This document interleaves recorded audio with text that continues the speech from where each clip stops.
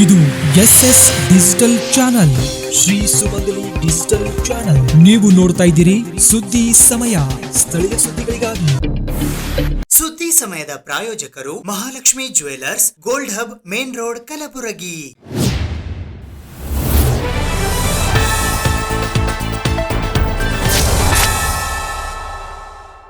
ಸುದ್ದಿ ಸಮಯಕ್ಕೆ ಸ್ವಾಗತ.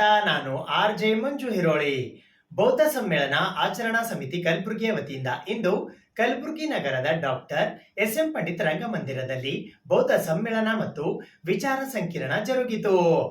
ಬುದ್ಧಗಯಾ ಮಹಾಬೋಧಿ ಮಹಾವಿಹಾರ 1949ರಿಂದ ಮುಕ್ತಿಗಾಗಿ ಧಮ್ಮಧ್ವಜ ಪಂಚಶೀಲ ಧಮ್ಮಯಾತ್ರೆ ಬೌದ್ಧ ಸಮ್ಮೇಳನ ಮತ್ತು ವಿಚಾರ ಸಂಕಿರಣವು ದಿನಾಂಕ 25 ಅಕ್ಟೋಬರ್ 2025ರಂದು ಬೆಳಗ್ಗೆ 11 ಗಂಟೆಗೆ ಕಲಬುರಗಿ ನಗರದ ಡಾಕ್ಟರ್ SM ಪಂಡಿತ್ ರಂಗಮಂದಿರದಲ್ಲಿ ಬೌದ್ಧ ಸಮ್ಮೇಳನ ಆಚರಣಾ ಸಮಿತಿ ಕಲಬುರಗಿಯ ವತಿಯಿಂದ ಜರುಗಿತು. ಇದರ ಉದ್ಘಾಟಕರಾಗಿ ಬುದ್ಧಗಯಾ ಮಹಾಬೋಧಿ ಮಹಾವಿಹಾರ ಮುಕ್ತಿ ಆಂದೋಲನ ಯೋಧ ಪೂಜ್ಯ ಭಂತೆ ವಿನಾಚಾರ್ ಆಗಮಿಸಿದ್ದರು. ಸಾನ್ನಿಧ್ಯವನ್ನು ಪೂಜ್ಯ ಭಂತೆ ಪಯ್ಯಾನಂದ ಲಾತೂರ್ ವಹಿಸಿದ್ದರು.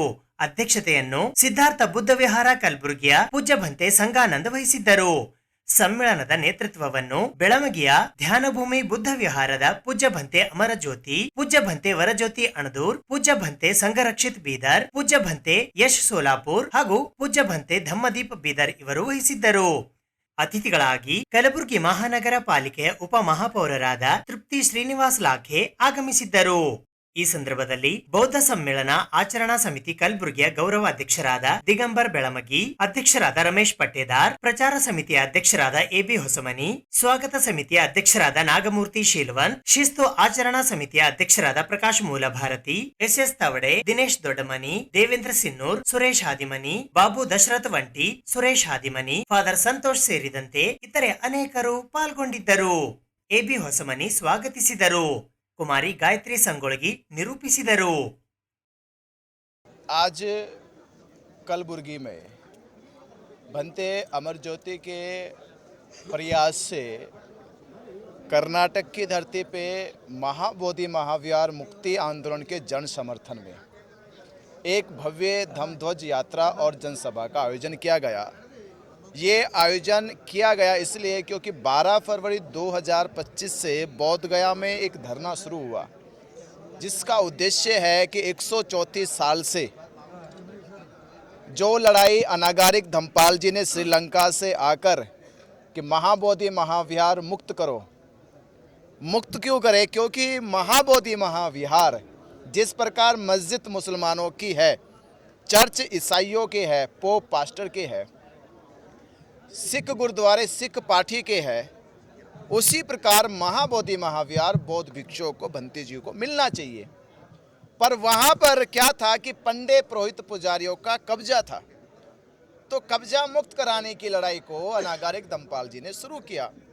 सरकार ने मुक्त कराने की बजाय 6 जुलाई 1949 में एक BT एक्ट नाम का कानून बनाया और उस कानून में ऐसा प्रावधान किया कि 4 बौद्ध 4 हिंदू और गया जिला का DM को चेयरमैन बनाया.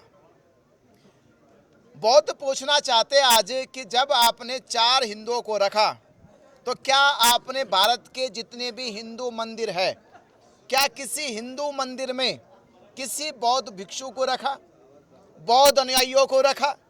जब भारत के हजारों मंदिरों में कोई बौद्ध भिक्षु नहीं है, कोई बौद्ध अनुयायी नहीं है, तो आपकी कैसे हिम्मत हो गई कि आप बौद्धों के महाबोधि महाविहार यानी दुनिया का सबसे पवित्र प्रमुख स्थल महाबोधि महाविहार बोध गया में 4 हिंदुओं को रखा? ಬುದ್ಧಗಯಾ ವಿನಾಚಾರ್ಯರ ಒಂದು ಆಂದೋಲನ ಇಡೀ ಭಾರತ ದೇಶದಲ್ಲಿ ಹಮ್ಮಿಕೊಂಡು ಗುಲ್ಬರ್ಗಾದಲ್ಲಿ ಅವರ ಒಂದು 25ನೇ ಇದೇ ದಿನದಂದು ತಾರೀಕು ನಿಗದಿಪಡಿಸಿದ ಇರೋದರಿಂದ ನಾವು 4 ದಿವಸದಲ್ಲಿ ಈ ಒಂದು ಕಾರ್ಯಕ್ರಮವನ್ನು ಎಲ್ಲ ಕಡೆ ಫೇಸ್ಬುಕ್ ಮುಖಾಂತರ ಒಂದು ಆಟೋಲಿಂದ ಸಿಟಿ ಹೋಗಿ ಹ್ಯಾಂಡ್ಬಿಲ್ ಹಂಚೋ ಮುಖಾಂತರ ಮಾಧ್ಯಮದ ಮುಖಾಂತರ ನಾವೇನು ಪ್ರಚಾರ ಮಾಡಿದ್ದೀವಿ. ಅದರ ಪ್ರಯುಕ್ತ ಇವತ್ತು ಭಾಳಷ್ಟು ಜನ ಇವತ್ತು ಉಪಾಸಕರು ಬಾಬಾ ಸಾಹೇಬ್ ಅಂಬೇಡ್ಕರ್ ಅನುಯಾಯಿಗಳು ಇವತ್ತು ಹೆಣ್ಣು ಮಕ್ಕಳು ಮತ್ತು ಗಂಡು ಮಕ್ಕಳು ಇಡೀ ಸಿಟಿದಲ್ಲಿ ಇವತ್ತು ಬಂದು ಭಾಳ ಭವ್ಯವಾದ ಒಂದು ಧಮ್ಮ ಪಂಚಶೀಲ ಯಾತ್ರೆಯಲ್ಲಿ ಪಾಲ್ಗೊಂಡು ಇವತ್ತು ರಂಗಮಂದಿರದಲ್ಲಿ ಬಂತೆಗಳ ನಾಯಕತ್ವದಲ್ಲಿ ಇವತ್ತು ಭಾಳ ಕಾರ್ಯಕ್ರಮ ಯಶಸ್ವಿಯಾಗಿದೆ. ಈ ಆಂದೋಲನ ನಾವೆಲ್ಲ ನಿಮ್ಮ ಹಿಂದಿದ್ದೇವೆ, ನೀವು ಮುಂದುವರಿಯುತ್ತಾ ಎಲ್ಲ ಜನರು ಅವರನ್ನು ಬೆಂಬಲ ಮಾಡುತ್ತಾ ಈ ಕಾರ್ಯಕ್ರಮದಲ್ಲಿ ಭಾಳ ಬಂತೇಜಿಯವರು ಮತ್ತು ಭಾಳ ಬುದ್ಧಿಜೀವಿಗಳು ಭಾಗಿಯಾಗಿದ್ದರು. ಅದಕ್ಕೆ ನಾವು ಎಲ್ಲರಿಗ ಇವತ್ತು ಈ ಸಮ್ಮೇಳನದ ಗೌರವ ಅಧ್ಯಕ್ಷರಾಗಿ ಅವರಿಗೆ ಅಭಿನಂದನೆಗಳನ್ನು ಹೇಳ್ತೇನೆ. ದಿವಸ ನಾವು ಬೌದ್ಧ ಧರ್ಮ ಸಮ್ಮೇಳನ ಕಾರ್ಯಕ್ರಮವನ್ನು ಹಮ್ಮಿಕೊಂಡಿದ್ದೀವಿ. ಯಶಸ್ವಿಯಾಗಿ ನಡೆದಿದೆ. ಇದನ್ನು ಯಾಕೆ ಮಾಡಬೇಕಾಯ್ತು ಅಂದರೆ BT ಆ್ಯಕ್ಟ್ 1949 ಈ ಆ್ಯಕ್ಟನ್ನು ರದ್ದುಪಡಿಸೋಕ್ಕೆ ಎಲ್ಲ ನಮ್ಮ ಅಖಿಲ ಭಾರತದಲ್ಲಿರ್ತಕ್ಕಂಥ ಎಲ್ಲ ಬೌದ್ಧ ಅನುಯಾಯಿಗಳು ಬಾಬಾ ಸಾಹೇಬ್ ಅನುಯಾಯಿಗಳು ಅದಕ್ಕೆ ಸಪೋರ್ಟ್ ಮಾಡೋ ಒಂದು ಉದ್ದೇಶದಿಂದ ಈ ಕಾರ್ಯಕ್ರಮವನ್ನು ಹಮ್ಮಿಕೊಂಡಿದ್ದೀವಿ. ಈ ಕಾರ್ಯಕ್ರಮಕ್ಕೆ ಹೆಚ್ಚಿನ ಸಂಖ್ಯೆಯಲ್ಲಿ ಜನ ಬಂದು ಯಶಸ್ವಿಗೊಳಿಸಿದ್ದಕ್ಕಾಗಿ ಎಲ್ಲರಿಗೂ ಅಭಿನಂದನೆಗಳನ್ನು ಸಲ್ಲಿಸ್ತೇನೆ. ಜೈ ಭೀಮ್. ಶಾಲಾ ಮಾನ್ಯತಾ ನವೀಕರಣಕ್ಕೆ ಸಂಬಂಧಿಸಿದಂತೆ ಕಟ್ಟಡ ಸುರಕ್ಷತಾ ಪ್ರಮಾಣ ಪತ್ರ ಹಾಗೂ ಅಗ್ನಿ ಸುರಕ್ಷತಾ ಪ್ರಮಾಣ ಪತ್ರ ಸಲ್ಲಿಸುವುದರಿಂದ ವಿನಾಯಿತಿ ನೀಡುವಂತೆ ವಿಧಾನ ಪರಿಷತ್ತಿನ ಸದಸ್ಯರಾದ ಶಶಿಲ್ ಜಿ ನಮೋಶಿ ಅವರು ಇಂದು ಪತ್ರಿಕಾಗೋಷ್ಠಿಯ ಮೂಲಕ ಸರ್ಕಾರಕ್ಕೆ ಒತ್ತಾಯಿಸಿದ್ದಾರೆ. ಶಾಲಾ ಮಾನ್ಯತೆ ನವೀಕರಣಕ್ಕೆ ಸಂಬಂಧಿಸಿದಂತೆ ಕಟ್ಟಡ ಸುರಕ್ಷತಾ ಪ್ರಮಾಣ ಪತ್ರ ಮತ್ತು ಅಗ್ನಿ ಸುರಕ್ಷತಾ ಪ್ರಮಾಣ ಪತ್ರಗಳನ್ನು ಸಲ್ಲಿಸುವುದರಿಂದ ವಿನಾಯಿತಿ ನೀಡುವಂತೆ ಈಶಾನ್ಯ ಶಿಕ್ಷಕರ ಕ್ಷೇತ್ರ ಕಲಬುರಗಿಯ ಕರ್ನಾಟಕ ವಿಧಾನ ಪರಿಷತ್ತಿನ ಶಾಸಕರಾದ ಶಶಿಲ್ ಜಿ ನಮೋಶಿ ಅವರು ಇಂದು ಪತ್ರಿಕಾಗೋಷ್ಠಿಯ ಮೂಲಕ ಒತ್ತಾಯಿಸಿದ್ದಾರೆ. ನಮ್ಮ ಕರ್ನಾಟಕ ರಾಜ್ಯ ಸರ್ಕಾರದ SSLC ಆಗಲಿ PU ಆಗಲಿ ಫಲಿತಾಂಶ ನಾವು ಶಿಕ್ಷಣ ಅಂತಂದಾಗ ಎಲ್ಲ ವಿದ್ಯಾರ್ಥಿಗಳಿಗೆ ಈಕ್ವಲ್ ಅಪಾರ್ಚುನಿಟೀಸ್ ಕೊಡುವಂಥ ಒಂದು ಮಾತನ್ನು ಯಾವತ್ತೂ ಹೇಳ್ತೀವಿ. ಆದರೆ ಬೇರೆ ರಾಜ್ಯಕ್ಕೆ ಕಂಪೇರ್ ಮಾಡಿದರೆ ಭಾಳ ಅಂದರೆ ಗ್ಲೇರಿಂಗ್ ಭಾಳ ಎದ್ದು ಕಾಣಿಸುವಂಥ ಒಂದು ವ್ಯತ್ಯಾಸ ಇತ್ತು ಅಂತ ನಂದು ಮಾತನ್ನು ಬೆಳಕಿಗೆ ತರ್ತಾ ಇದ್ದೀನಿ. ಇದರಿಂದ ಈ ಡಿಸ್ಕ್ರಿಮಿನೇಷನ್ ಇರೋದ್ರಿಂದ ಇದು ಪಾಸಿಂಗ್ ಮಾರ್ಕ್ಸಲ್ಲಿ ಡಿಸ್ಕ್ರಿಮಿನೇಷನ್ ಇದೆ. ನಮ್ಮ ಸರ್ಕಾರದ SSLCಯಲ್ಲಿ ಉದಾಹರಣೆಗಾಗಿ 35% ಪಾಸಿಂಗ್ ಪರ್ಸೆಂಟೇಜ್ ಇದೆ. CBSE exams, central board of secondary education, ಬಹುಶಃ ನಮ್ಮ ರಾಷ್ಟ್ರದಲ್ಲಿ ಭಾಳ ದೊಡ್ಡ ಸಂಖ್ಯೆಯಲ್ಲಿ ಯಾವುದೇ ಒಂದು ಅಥಾರಿಟಿ ಅಡಿಯಲ್ಲಿ ಇವತ್ತು ಶಾಲೆಗಳಿದ್ದಾವಂತಂದ್ರೆ CBSE ಶಾಲೆಗಳಿದ್ದಾವೆ. ಯಾಕಂದರೆ ದೇಶದ ಎಲ್ಲ ಭಾಗದಲ್ಲಿದ್ದಾವೆ. ಅದೇ ಅವ್ರವ್ರ ಸ್ಟೇಟದ ಬೇರೆ ಬೇರೆ ತಮ್ಮ SSLCನೂ ಇದೇ ರೀತಿ ಬೇರೆ ರಾಜ್ಯದಲ್ಲಿ ಕೂಡ ತಮ್ಮ ಬೋರ್ಡ್ಗಳಿದ್ದಾವೆ. CBSEನಲ್ಲಿ ಪಾಸಿಂಗ್ ಪರ್ಸೆಂಟೇಜ್ 33. ನಮ್ಮಲ್ಲಿ 35. ಇದರಲ್ಲಿ ಏನು 2% ವ್ಯತ್ಯಾಸ ಆಗಿರಬಹುದಾ ಅಂತ ಅನುಭವ ತಮಗೆ. ಆದರೆ ಇಲ್ಲಿ 80 ಮಾರ್ಕ್ಸಿನ ಪತ್ರಿಕೆ ಒಂದು ಕಡೆ, 20 ಮಾರ್ಕ್ಸ್ ಇಂಟರ್ನಲ್ ಅಸೆಸ್ಮೆಂಟ್ ಇತ್ತು ಮತ್ತು 80 ಮಾರ್ಕ್ಸು ಥಿಯರಿ ಎಕ್ಸಾಮ್ಸ್ ಇತ್ತು. ಆ 80 ಮಾರ್ಕ್ಸಲ್ಲಿ ನಮ್ಮಲ್ಲಿ ಏನು ಮಾಡಿದಾರೆ, ಕಡ್ಡಾಯವಾಗಿ ನೀವು 28 ಮಾರ್ಕ್ಸ್ ತೆಗೆದುಕೊಳ್ಳೇಬೇಕು. 80ರಲ್ಲಿ 28 ಮಾರ್ಕ್ಸ್ ನೀವು ತೆಗೆದುಕೊಳ್ಳೇಬೇಕು ಅಂತ ನಂದು ಕಡ್ಡಾಯವಾಗಿತ್ತು. ನಿಮ್ಮ ಆ 20 ಮಾರ್ಕ್ಸಿನ ಇಂಟರ್ನಲ್ ಅಸೆಸ್ಮೆಂಟಲ್ಲಿ ಎಷ್ಟು ಬೇಕಾದಷ್ಟು ಮಾರ್ಕ್ ತಗೊಳ್ಳಿ. ಈ ಥಿಯರಿ ಎಕ್ಸಾಮಲ್ಲಿ ಇಷ್ಟು ಕಡ್ಡಾಯವಾಗಿ ಮಾಡಿಬಿಟ್ಟಿದ್ರು. ಅದೇ CBSE ಬೋರ್ಡಲ್ಲಿ, ಸೆಂಟ್ರಲ್ ಬೋರ್ಡ್ ಆಫ್ ಸೆಕೆಂಡ್ರಿ ಎಜುಕೇಷನಲ್ಲಿ ಏನಿದೆ ಅಂದರೆ ಈ 33 ಮಾರ್ಕ್ಸ್ ಏನು ಪಡಿಬೇಕಲ್ಲ, ಈ 33 ಮಾರ್ಕ್ಸ್ ಪಡೆಯುವಲ್ಲಿ ವಿದ್ಯಾರ್ಥಿ ಈ ಇಂಟರ್ನಲ್ ಅಸೆಸ್ಮೆಂಟಲ್ಲಿ 20 ಮಾರ್ಕ್ಸ್ ಪಡೆದು ಅವನು 13 ಮಾರ್ಕ್ಸ್ ಪಡೆದ್ರು ಕೂಡ ಅವನು ಪಾಸ್ ಆಗ್ತಿದ್ದ. ನಮ್ಮಲ್ಲಿ ಬೋರ್ಡ್ ಎಕ್ಸಾಮ್ಸಲ್ಲಿ ಏನು ಮಾಡಿದ್ರು, SSLC ಬೋರ್ಡಲ್ಲಿ ಕಂಪಲ್ಸರಿ 28 ಮಾರ್ಕ್ಸ್ ನೀವು ಇದರಲ್ಲಿ ತೆಗೆದುಕೊಳ್ಬೇಕು ಅಂತ ಹೇಳಿದಕ್ಕಾಗಿ ಸರ್ ಕಂಪ್ಯಾರಿಟಿವ್ಲಿ ಹೇಳಬೇಕಾಗತ್ತೆ, 22% of the students were deprived to go to higher classes. ಉನ್ನತ ವ್ಯಾಸಂಗಕ್ಕಾಗಿ 22% ವಿದ್ಯಾರ್ಥಿಗಳು, 22% ಆಫ್ ದ ಸ್ಟೂಡೆಂಟ್ಸ್ ಅವರು ಒಂದು ವರ್ಷ ಬಿಡಬೇಕಾಗ್ತಿತ್ತು ಅಥವಾ ಮುಂದಿನ ಕ್ಲಾಸಿಗೆ ಎಲಿಜಿಬಲ್ ಇರ್ತಿರ್ಲಿಲ್ಲ. ಹೀಗಾಗಿ ಸುಮಾರು 6ರಿಂದ 7 ಲಕ್ಷ ವಿದ್ಯಾರ್ಥಿಗಳು ಅವ್ರು ಫೇಲರೇ ಆಗ್ತಿದ್ರು ಅಥವಾ ಡ್ರಾಪ್ಔಟ್ ಆಗ್ತಿದ್ರು. ಮತ್ತು ಅನೇಕ ವಿದ್ಯಾರ್ಥಿಗಳು ಇವೆಲ್ಲ ಕಾರಣಕ್ಕಾಗಿ ಬೇರೆ ಬೇರೆ ದುಶ್ಚಟಗಳು ಅಥವಾ ಬೇರೆ ಬೇರೆ ಮಾಡಲಾರ್ದಂಥ ಕೆಲಸದಲ್ಲಿ ಕೈ ಹಾಕಿ ತಮ್ಮ ಜೀವನವನ್ನೇ ಕಳ್ಕೊಳ್ಳುವಂಥ ಅನೇಕ ಉದಾಹರಣೆಗಳಿದ್ದಾವೆ. ಇನ್ನೊಂದೊಂದು ಪಾಪ ಅವರು ಅಂದರೆ ಇಲ್ಲಪ್ಪ SSLC ಫೇಲ್ ಆಗಿದ್ದಾನ, PUC ಫೇಲ್ ಆಗಿದ್ದಾನ, ಈ ಕಾರಣಕ್ಕಾಗಿ ಸೋಷಿಯಲ್ ಆ್ಯಕ್ಟಿವಿಟೀಸಲ್ಲಿ ಕೂಡ ಕಡೆಗಣಿಸುವಂಥದ್ದು, ಅವ್ರ ಮೇಲೆ ಬೇರೆ ದೃಷ್ಟಿಯಿಂದ ನೋಡುವಂಥದ್ದು ಕೂಡ ಅವರಿಗೆ ನೋವು ತಂದುಕೊಡುವಂಥ ಒಂದು ವಿಚಾರವನ್ನು ಆಗಿತ್ತು. ಅದನ್ನು ಈಗ ಸರ್ಕಾರ ಏನು ಮಾಡಿದೆ ಮತ್ತು ಅನೇಕ ರಾಜ್ಯಗಳಲ್ಲಿ ಈಗ ನಾನೇನು CBSE ಹೇಳ್ತಾ ಇದ್ದೇನಲ್ಲ, ಇದೇ ಸಿಸ್ಟಮ್ ಎಲ್ಲ ಕಡೆ ಇದೆ. ನಮ್ಮ ರಾಜ್ಯದಲ್ಲಿ ಇದು ಸರಿಯಲ್ಲ, ಇದು ಚೇಂಜ್ ಮಾಡಿರಿ ಅಂತಂದು ನಾವು ಕೇಳ್ಕೊಂಡಿದ್ವಿ. ಈಗ ಅದು ಸರ್ಕಾರ ಒಪ್ಕೊಂಡಿದ್ದಾರೆ. ನವೆಂಬರ್ 9ರಂದು ನಡೆಯಲಿರುವ ಜಿಲ್ಲಾ ಪತ್ರಕರ್ತರ ಸಂಘದ ಚುನಾವಣೆಯ ಹಿನ್ನೆಲೆಯಲ್ಲಿ ಅಭ್ಯರ್ಥಿಗಳು ವಿವಿಧ ಸ್ಥಾನಗಳಿಗಾಗಿ ಜಿಲ್ಲಾ ಚುನಾವಣಾ ಅಧಿಕಾರಿಗಳಿಗೆ ತಮ್ಮ ನಾಮಪತ್ರಗಳನ್ನು ಸಲ್ಲಿಸಿದರು. ಕರ್ನಾಟಕ ಕಾರ್ಯನಿರತ ಪತ್ರಕರ್ತರ ಸಂಘ ರಾಜ್ಯ ಘಟಕ ಮತ್ತು ಜಿಲ್ಲಾ ಘಟಕಗಳಿಗೆ 2025ರಿಂದ 2028ನೇ ಸಾಲಿನ ಚುನಾವಣೆಯು ದಿನಾಂಕ 9 ನವೆಂಬರ್ 2025ರ ರವಿವಾರದಂದು ಬೆಳಗ್ಗೆ 9 ಗಂಟೆಯಿಂದ ಮಧ್ಯಾಹ್ನ 3 ಗಂಟೆಯವರೆಗೆ ಜರುಗಲಿದ್ದು, ಈ ಹಿನ್ನೆಲೆಯಲ್ಲಿ ದಿನಾಂಕ 24 ಅಕ್ಟೋಬರ್ 2025ರ ಶುಕ್ರವಾರದಂದು ಜಿಲ್ಲಾ ಕಾರ್ಯನಿರತ ಪತ್ರಕರ್ತರ ಸಂಘದ ಜಿಲ್ಲಾ ಕಾರ್ಯಕಾರಿ ಸಮಿತಿಯ ಸದಸ್ಯ ಸ್ಥಾನಕ್ಕಾಗಿ ಪ್ರಕಾಶ್ ಜಂಗಲೆ, ಸಿದ್ದಪ್ಪ ಎಸ್ ಸಾತಿಹಾಳ್, ಜಿಲ್ಲಾಧ್ಯಕ್ಷ ಸ್ಥಾನಕ್ಕೆ ಚಂದ್ರಶೇಖರ್ ಕೌಲಗ, ಜಿಲ್ಲಾ ಕಾರ್ಯಕಾರಿ ಸಮಿತಿಯ ಸದಸ್ಯರ ಸ್ಥಾನಕ್ಕೆ ಬಸವರಾಜ್ ಚಿನಿವಾರ್, ಜಿಲ್ಲಾ ಕಾರ್ಯದರ್ಶಿ ಸ್ಥಾನಕ್ಕೆ ಅನಿಲ್ ಸ್ವಾಮಿ, ಜಿಲ್ಲಾಧ್ಯಕ್ಷ ಸ್ಥಾನಕ್ಕೆ BV ಚಕ್ರವರ್ತಿ, ಜಿಲ್ಲಾ ಕಾರ್ಯಕಾರಿ ಸಮಿತಿಯ ಸದಸ್ಯ ಸ್ಥಾನಕ್ಕಾಗಿ ಅವಿನಾಶ್ ಕೊಳ್ಳೂರ್, ರೇವಣಸಿದ್ದಪ್ಪ, ಸಿದ್ದರಾಮ್ ನಡಗೇರಿ, ನರಸಿಂಹಾಚಾರ್, ವಿಜಯಕುಮಾರ್ ಜಿಡ್ಗಿ, ಜಿಲ್ಲಾ ಅಧ್ಯಕ್ಷ ಸ್ಥಾನಕ್ಕೆ ದೇವೇಂದ್ರಪ್ಪ ಅವಂಟಿ, ಜಿಲ್ಲಾ ಕಾರ್ಯಕಾರಿ ಸಮಿತಿಯ ಸದಸ್ಯ ಸ್ಥಾನಕ್ಕಾಗಿ ಗುರುರಾಜ್ ಕುಲಕರ್ಣಿ, ಜಿಲ್ಲಾ ಕಾರ್ಯದರ್ಶಿ ಸ್ಥಾನಕ್ಕಾಗಿ ಅವಿನಾಶ್ ದೊಡ್ಡಮನಿ, ಜಿಲ್ಲಾ ಕಾರ್ಯಕಾರಿ ಸಮಿತಿಯ ಸದಸ್ಯ ಸ್ಥಾನಕ್ಕಾಗಿ ಸಂಜೀವ್ ಕುಮಾರ್, ಜಿಲ್ಲಾ ಖಜಾಂಚಿ ಸ್ಥಾನಕ್ಕಾಗಿ ರಾಜು ದೇಶ್ಮುಖ್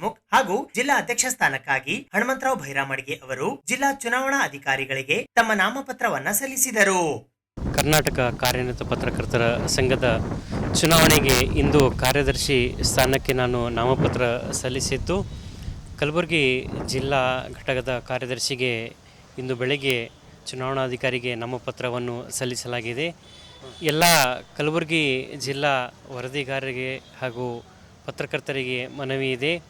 ಕಲಬುರಗಿ ಜಿಲ್ಲಾ ಕಾರ್ಯನಿರತ ಪತ್ರಕರ್ತರ ಈ ಒಂದು ಚುನಾವಣೆಗೆ ಕಾರ್ಯದರ್ಶಿ ಸ್ಥಾನಕ್ಕೆ ನಾನು ನಾಮಪತ್ರವನ್ನು ಸಲ್ಲಿಸಿದ್ದು, ಈ ಒಂದು ಸ್ಥಾನಕ್ಕೆ ತಮ್ಮ ಅಮೂಲ್ಯವಾದ ಮತವನ್ನು ನನಗೆ ನೀಡಿ ಈ ಒಂದು ಕಲಬುರಗಿ ಜಿಲ್ಲೆಯ ಪತ್ರಕರ್ತರಿಗೆ ಹಾಗೂ ಗ್ರಾಮೀಣ ಪತ್ರಕರ್ತರಿಗೆ ವಿವಿಧ ಯೋಜನೆ ಹಾಗೂ ವಿವಿಧ ಕಾರ್ಯಕ್ರಮ ಮಾಡುವಲ್ಲಿ ಸಹಕರಿಸಬೇಕಾಗಿ ವಿನಂತಿ.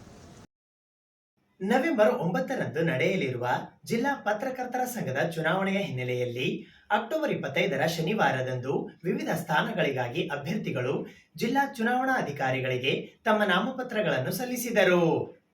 ಜಿಲ್ಲಾ ಕಾರ್ಯನಿರತ ಪತ್ರಕರ್ತರ ಸಂಘದ ಚುನಾವಣೆಯ ಹಿನ್ನೆಲೆಯಲ್ಲಿ ದಿನಾಂಕ 25 ಅಕ್ಟೋಬರ್ 2025ರಂದು ರಾಜ್ಯ ಕಾರ್ಯಕಾರಿ ಸಮಿತಿಯ ಸದಸ್ಯ ಸ್ಥಾನಕ್ಕಾಗಿ ಶ್ಯಾಮಕುಮಾರ್ ಶಿಂದೆ, ಜಿಲ್ಲಾ ಕಾರ್ಯಕಾರಿ ಸಮಿತಿಯ ಸದಸ್ಯ ಸ್ಥಾನಕ್ಕಾಗಿ ಬೌದ್ಧಪ್ರಿಯಾ ನಾಗಸೇನ, ಜಿಲ್ಲಾ ಅಧ್ಯಕ್ಷ ಸ್ಥಾನಕ್ಕಾಗಿ ಮಲ್ಲಿಕಾರ್ಜುನ್ ವಿ ನಾಯ್ಕೋಡಿ, ಜಿಲ್ಲಾ ಉಪಾಧ್ಯಕ್ಷ ಸ್ಥಾನಕ್ಕಾಗಿ ಚಂದ್ರಕಾಂತ್ ಹಾವನೂರ್, ಜಿಲ್ಲಾ ಕಾರ್ಯಕಾರಿ ಸಮಿತಿಯ ಸದಸ್ಯ ಸ್ಥಾನಕ್ಕಾಗಿ ವಿಜಯಕುಮಾರ್ ಗಾಜರೆ, ಪ್ರಧಾನ ಕಾರ್ಯದರ್ಶಿ ಸ್ಥಾನಕ್ಕಾಗಿ ಸುರೇಶ್ ಕುಮಾರ್ ಡಿ ಬಡಿಗೇರ್, ಜಿಲ್ಲಾ ಅಧ್ಯಕ್ಷ ಸ್ಥಾನಕ್ಕಾಗಿ ಶಿವರಂಜನ್ ಸತ್ಯಂಪೇಟ್, ಜಿಲ್ಲಾ ಉಪಾಧ್ಯಕ್ಷ ಸ್ಥಾನಕ್ಕಾಗಿ ವಾಸುದೇವರಾವ್ ದೇಸಾಯಿ, ಜಿಲ್ಲಾ ಕಾರ್ಯದರ್ಶಿ ಸ್ಥಾನಕ್ಕಾಗಿ ಬಾಬುರಾವ್ ಕೋಬಾಳ್, ಜಿಲ್ಲಾ ಉಪಾಧ್ಯಕ್ಷ ಸ್ಥಾನಕ್ಕಾಗಿ ವೀರೇಂದ್ರ ಕೊಲ್ಲೂರ್, ವಿಜೇಂದ್ರ, ಜಿಲ್ಲಾ ಕಾರ್ಯದರ್ಶಿ ಸ್ಥಾನಕ್ಕಾಗಿ ವಿಜೇಂದ್ರ ಇವರು ಜಿಲ್ಲಾ ಚುನಾವಣಾ ಅಧಿಕಾರಿಗಳಿಗೆ ತಮ್ಮ ನಾಮಪತ್ರಗಳನ್ನು ಸಲ್ಲಿಸಿದರು.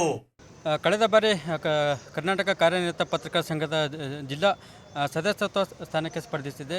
ಅದರಂತೆ ಎಲ್ಲರೂ ಕೂಡ ನನಗೆ ಒಂದು ತಮ್ಮ ಸಹೋದರನಂತ ತಿಳಿದುಕೊಂಡು ಎಲ್ಲರೂ ಒಂದು ಪ್ರಚಂಡ ಬಹುಮತದಿಂದ ಆರಿಸಿದರು.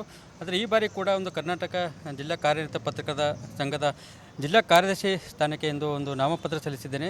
ಕಳೆದ ಬಾರಿ ಏನೊಂದು ನೀವು ಅಭೂತಪೂರ್ವ ನನಗೆ ಯಶಸ್ಸು ತಂದುಕೊಟ್ರಿ, ಗೆಲುವು ತಂದುಕೊಟ್ರಿ. ಅದರಂತೆ ಈ ಬಾರಿ ಕೂಡ ಒಂದು ಜಿಲ್ಲಾ ಘಟಕದ ಕಾರ್ಯದರ್ಶಿ ಸ್ಥಾನಕ್ಕೆ ನಾಮಪತ್ರ ಸಲ್ಲಿಸಿದ್ದೇನೆ.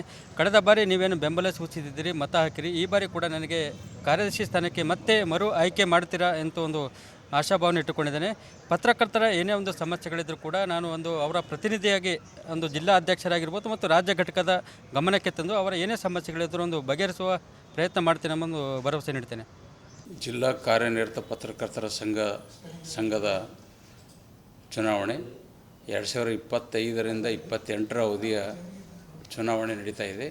ಈ ಚುನಾವಣೆಗೆ ನಾನು ಶಿವಶರಣಪ್ಪ ಬನ್ನಿಕಟ್ಟಿ ಚುನಾವಣಾಧಿಕಾರಿಯಾಗಿ ಕರ್ತವ್ಯ ನಿರ್ವಹಿಸ್ತಾ ಇದ್ದೇನೆ. ದಿನಾಂಕ 16/10/2025ರಿಂದ ಮತದಾರ ಪಟ್ಟಿಯಲ್ಲಿ ತಿದ್ದುಪಡಿಗೆ ಅರ್ಜಿ ಸಲ್ಲಿಸಲು ಕೊನೆಯ ದಿನಾಂಕವಾಗಿತ್ತು. 18/10/2025 ಶನಿವಾರ ಅಂತಿಮ ಮತದಾರ ಪಟ್ಟಿ ಪ್ರಕಟಣೆ ಮಾಡಿದ್ದೇವೆ. 19/10/2025ರಿಂದ ನಾಮಪತ್ರ ಸ್ವೀಕರಿಸಲು ಆರಂಭವಾಗಿದೆ. ಇಲ್ಲಿವರೆಗೆ 25 ನಾಮಪತ್ರಗಳು ಬಂದಿವೆ. 27/10/2025ರಂದು ನಾಮಪತ್ರ ಸಲ್ಲಿಕೆಗೆ ಕೊನೆಯ ದಿನಾಂಕ ಇರುತ್ತದೆ. 28/10/2025ರಂದು ನಾಮಪತ್ರಗಳ ಪರಿಶೀಲನೆ ಕಾರ್ಯ ನಡೀತಾ ಇದೆ. ಈಗಾಗಲೇ ನಾವು ಎಲ್ಲ ಸಿದ್ಧತೆಗಳನ್ನು ಮಾಡಿಕೊಂಡು ಸಿಬ್ಬಂದಿಯನ್ನು ನೇಮಕ ಮಾಡಿಕೊಂಡು ಚುನಾವಣಾ ಪ್ರಕ್ರಿಯೆಯನ್ನು ಪ್ರಾರಂಭಿಸಿದ್ದೇವೆ. ಈ ಸಲ ಚುನಾವಣೆ ಕೂಡ ಸುಸೂತ್ರವಾಗಿ ನಡೆಯುವಂತೆ ಕ್ರಮ ವಹಿಸಲಾಗಿದೆ ಮತ್ತು ಚುನಾವಣೆ ದಿನ ಸಾಕಷ್ಟು ಹೆಚ್ಚಿನ ಸಿಬ್ಬಂದಿಯನ್ನು ನೇಮಿಸಿಕೊಂಡು ನಾವು ಚುನಾವಣೆಯನ್ನು ಸುಸೂತ್ರವಾಗಿ ನಡೆಸಿ ಈ ಚುನಾವಣೆ ಸಂಪೂರ್ಣ ಯಶಸ್ವಿ ಮಾಡ್ತೀನಿ ಅಂತ ಹೇಳಿ ನಾನು ಹೇಳಲಿಕ್ಕೆ ಇಚ್ಛೆಪಡ್ತೇನೆ. ಇಲ್ಲಿವರೆಗೆ ಅಧ್ಯಕ್ಷ ಹುದ್ದೆಗೆ 5 ನಾಮಪತ್ರಗಳು ಬಂದಿವೆ. ಉಪಾಧ್ಯಕ್ಷ ಹುದ್ದೆಗೆ ಅರ್ಜಿಗಳು ಬಂದಿಲ್ಲ. ಜನರಲ್ ಸೆಕ್ರೆಟರಿಗೆ ಅರ್ಜಿಗಳು ಬಂದಿಲ್ಲ. ಸೆಕ್ರೆಟರಿ ಹುದ್ದೆಗೆ 1, ಟ್ರೆಜರರ್ ಹುದ್ದೆಗೆ 1, ರಾಜ್ಯ ಸಮಿತಿಗೆ 1 ಮತ್ತು ಕಾರ್ಯಕಾರಿ ಸಮಿತಿಗೆ ಒಟ್ಟು 17 ನಾಮಪತ್ರಗಳು, ಹೀಗೆ ಒಟ್ಟು 25 ನಾಮಪತ್ರಗಳು ಸ್ವೀಕೃತವಾಗಿವೆ. ಇಲ್ಲಿವರೆಗೆ ಈ ಚುನಾವಣಾ ಕಾರ್ಯ ನಡೀತಾ ಇದೆ. ನರಿಬೋಳ್ ಚಾಮನೂರು ಸೇತುವೆ ಕಾಮಗಾರಿ ಕಳಪೆ ಮಟ್ಟದ್ದಾಗಿದೆ ಎಂದು ಕಲ್ಯಾಣ ಕರ್ನಾಟಕ ಪ್ರತ್ಯೇಕ ರಾಜ್ಯ ಹೋರಾಟ ಸಮಿತಿಯ ಅಧ್ಯಕ್ಷರಾದ MS ಪಾಟೀಲ್ ನರಿಬೋಳ್ ಅವರು ಆರೋಪಿಸಿದ್ದಾರೆ.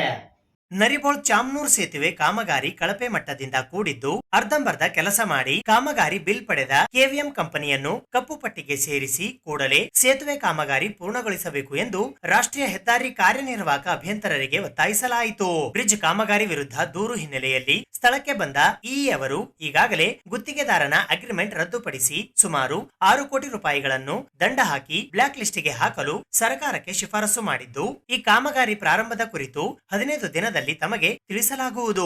ತಾವುಗಳು ಅಲ್ಲಿಯವರೆಗೆ ಹೋರಾಟವನ್ನು ಮಾಡಬಾರದು ಎಂದು ಇಇ ಅವರು ಕಲ್ಯಾಣ ಕರ್ನಾಟಕ ಪ್ರತ್ಯೇಕ ರಾಜ್ಯ ಹೋರಾಟ ಸಮಿತಿಯ ಅಧ್ಯಕ್ಷರಾದ MS ಪಾಟೀಲ್ ನರಿಬೋಳ್ ಅವರಿಗೆ ಮನವಿ ಮಾಡಿದರು. ಆಗ ತಮ್ಮ ಮನವಿಯನ್ನ ಗೌರವಿಸುತ್ತೇವೆ, ಆದರೆ ಇದು ಸಂಪೂರ್ಣ ಕಳಪೆ ಕಾಮಗಾರಿಯಾಗಿರುವುದು ಕಂಡುಬರುತ್ತಿದೆ. ಸ್ಲ್ಯಾಬ್ಗಳು ಇಟ್ಟಂಗಿಯಂತೆ 2 ತುಂಡುಗಳಾಗಿವೆ. ಹಾಗಾಗಿ 6.5 ಕೋಟಿ ರೂಪಾಯಿ ದಂಡ ವಸೂಲಿಯ ಜೊತೆ ಕಾಮಗಾರಿಯ ಕುರಿತಂತೆ ತನಿಖೆ ಮಾಡಿಸಬೇಕು. KMV ಕಂಪನಿ ಕಪ್ಪು ಪಟ್ಟಿಗೆ ಸೇರಿಸಬೇಕು. ಬೇರೆ ಗುತ್ತಿಗೆದಾರರಿಂದ ಆದಷ್ಟು ಬೇಗನೆ ಕೆಲಸ ಪ್ರಾರಂಭಿಸಬೇಕು. ರಸ್ತೆಗಾಗಿ ಜಮೀನು ನೀಡಿರುವ ರೈತರಿಗೆ ಶೀಘ್ರ ಹಣ ಬಿಡುಗಡೆ ಮಾಡಲೇಬೇಕು. ತಮಗೆ 15 ದಿವಸದ ಸಮಯಾವಕಾಶ ನೀಡುತ್ತಿದ್ದು, ಒಂದು ವೇಳೆ ಮಾತು ತಪ್ಪಿದರೆ ಸೇತುವೆ ಮೇಲೆಯೇ ಅನಿರ್ದಿಷ್ಟಾವಧಿ ಧರಣಿ ಸೇರಿದಂತೆ ಉಗ್ರ ಹೋರಾಟ ಮಾಡುವುದು ಅನಿವಾರ್ಯ ಎಂದು ನರಿಬೋಳ್ ಎಚ್ಚರಿಸಿದರು. ಈ ಸಂದರ್ಭದಲ್ಲಿ ಗ್ರಾಮೀಣ ಅಭಿವೃದ್ಧಿ ಹೋರಾಟ ಸಮಿತಿಯ ಅಧ್ಯಕ್ಷರಾದ ಶ್ರವಣಕುಮಾರ್ ನಾಯಕ್ ಸೇರಿದಂತೆ ರೈತರು ಹಾಗೂ ಅಧಿಕಾರಿಗಳು ಉಪಸ್ಥಿತರಿದ್ದರು.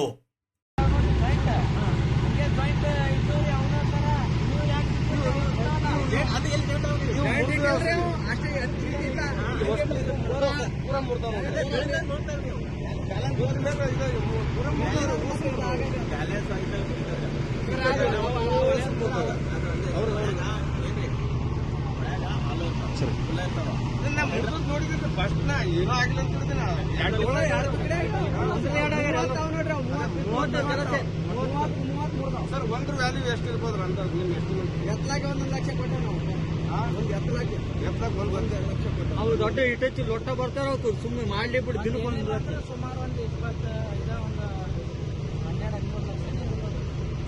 12 ಇಲ್ಲ, ಅದಕ್ಕೆ ಅದನ್ನು ಇದೊಂದು ಅಮೌಂಟು ಎಣಿಸಿದ್ರಿ 30 ನೋಡ್ರಿ. 30 ಒಂದೊಂದು ಕಾರ್ ಅದಾವ್ರಿ. 5 ಕಾನಿ ಅವ, 5 30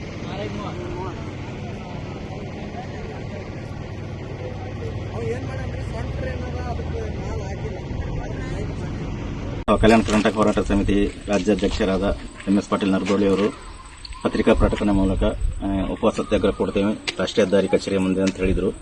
ಅದನ್ನು ನಾವು ಗಮನಿಸಿ ಪತ್ರಿಕೆಯಲ್ಲಿ ಆಮೇಲೆ ಅವರಿಗೆ ಸತ್ಯಾಗ್ರಹ ಮಾಡೋಕ್ಕೆ ಏನಂತೀರಿ ವಾಸ್ತವಾಂಶ ಏನಾದ ನೀವು ನಾವು ಆಲ್ರೆಡಿ ನಮ್ಮ ಕಚೇರಿಯಿಂದ ಆಮೇಲೆ ನಮ್ಮ ಮುಖ್ಯ ಇಂಜಿನಿಯರ್ ಕಚೇರಿಯಿಂದ ಗುತ್ತಿಗೆ ರದ್ದತಿ ಪ್ರಸ್ತಾವನೆ ಹಾಗೂ ಗುತ್ತಿಗೆದಾರರಿಗೆ ದಂಡ ವಿಧಿಸುವ ಪ್ರಸ್ತಾವನೆಯನ್ನು ಈಗಾಗಲೇ ನಾವು ಸರ್ಕಾರಕ್ಕೆ ಕಳಿಸಿದ್ದೀವಿ. ಸರ್ಕಾರ ಪರಿಶೀಲನೆ ಅಂತ ಹೇಳಿದೆ.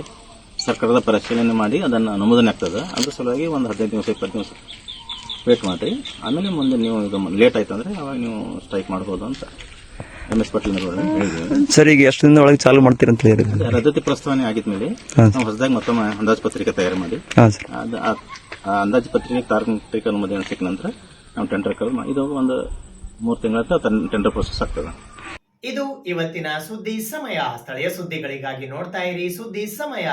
ನಿಮ್ಮ ನೆಚ್ಚಿನ ಸುದ್ದಿ ಸಮಯವನ್ನು ಡೆಲ್ ಸೆಟ್ ಆಫ್ ಬಾಕ್ಸ್ ನ ಚಾನೆಲ್ ಸಂಖ್ಯೆ 746ರಲ್ಲಿ ಪ್ರತಿದಿನ ರಾತ್ರಿ 9 ಗಂಟೆಗೆ, ಮರುಪ್ರಸಾರ ರಾತ್ರಿ 10 ಗಂಟೆಗೆ ಮತ್ತು ಮರುದಿನ ಬೆಳಿಗ್ಗೆ 8 ಗಂಟೆ ಮತ್ತು 9 ಗಂಟೆಗೆ ವೀಕ್ಷಿಸಬಹುದು. ಇದು SS ಡಿಜಿಟಲ್ ಚಾನಲ್, ಶ್ರೀ ಸುಮಂಗಲಿ ಡಿಜಿಟಲ್ ಚಾನಲ್. ನೀವು ನೋಡ್ತಾ ಇದ್ದೀರಿ ಸುದ್ದಿ ಸಮಯ, ಸ್ಥಳೀಯ ಸುದ್ದಿಗಳಿಗಾಗಿ. ಸುದ್ದಿ ಸಮಯದ ಪ್ರಾಯೋಜಕರು Mahalakshmi jewellers, gold hub, main road, Kalaburagi.